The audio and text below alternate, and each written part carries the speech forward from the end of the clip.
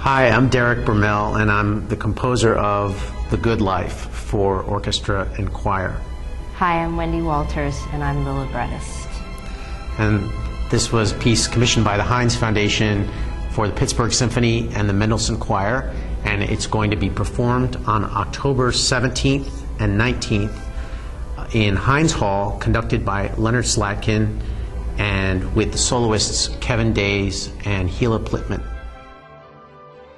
Bob Moyer had called me about the idea of doing a piece. He and Larry had come up with an idea along with the Mendelssohn Choir and the Warhol Museum to try to make a piece that was where all three groups would be involved, all three different organizations in Pittsburgh, all three of these major cultural organizations in Pittsburgh.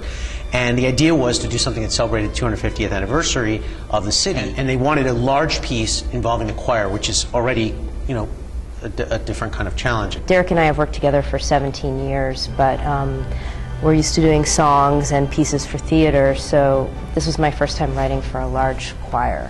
One of the things when you're writing for choir, just to get into the musical stuff, is that there has to be a kind of a universalness to a text, and that's one of the things that I think is so hard. You know, part of the challenge was that it was supposed to be a piece kind of both about Pittsburgh, but not too much about Pittsburgh, because otherwise it would be so specific that, you know, they wanted the piece to have a life, to be able to breathe. And I started out by going to the Carnegie Library and looking at their photo collections. But one of the things that I started to notice was that there was a real attention to family. There's a lot of attention to community culture.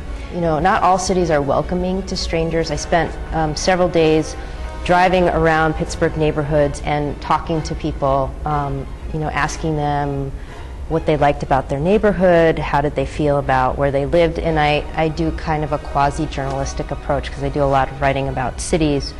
That's another thing that would also come up when I would talk to people about Pittsburgh. They would never just say, well, you know, I live in this neighborhood. They would say, well, let me tell you about what my neighborhood was like before I moved here. Out of that came the title, The Good Life, because people kept saying, well, you can just, the quality of life is really high here. That was one of the things that I kept hearing. The quality of life is really high here. You can live a good life. You know, I was looking at the text while Wendy was working on it. So, oh, I like this line, you know. This is the good life. I like that line. Or, oh, I like, you know, an empty house and an empty street. Can we work with that? You know, and then, you know, we would have tensions and go back and forth and sometimes argue about it, or you would sometimes say, no, I like this line the way it is. You got to use it like that. For the last, I don't know, several months, as Derek was composing, he had it, you know, the score up across an entire room of his apartment.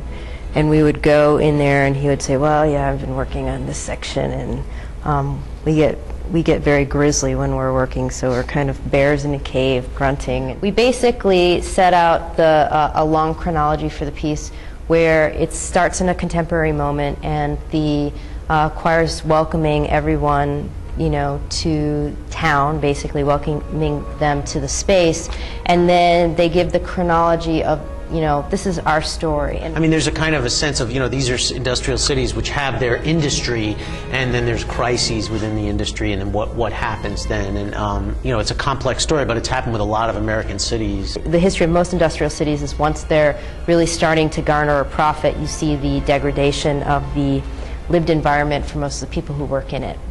And Pittsburgh's story is not really so different from that. Somebody told me this great story about the houses on Mount Washington, where the houses used to all have the windows facing up the hill instead of looking over the river, because the railroad tracks ran below it and there was so much soot and smoke that came up from the railroad that the you know, the side of the houses were all black. But, you know, so we try to tell that section of the story, and then people start leaving, right? People start going to other communities to seek their fortune, to seek fame. And Section 7 is kind of that is the beginning of the regenesis, in which there is so much that's broken that there's opportunities to see the reemergence of the original landscape that in some ways attracted the first settlers to, you know, a Pittsburgh-like city.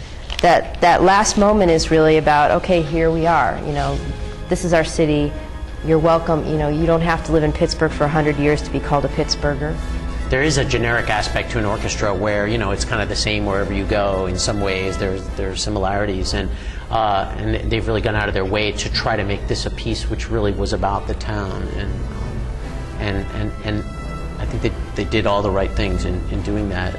It's been an amazing experience for me to be able to come here so frequently and get to know Pittsburgh. I'm really grateful for the opportunity to have gotten to know the city on such an intimate level.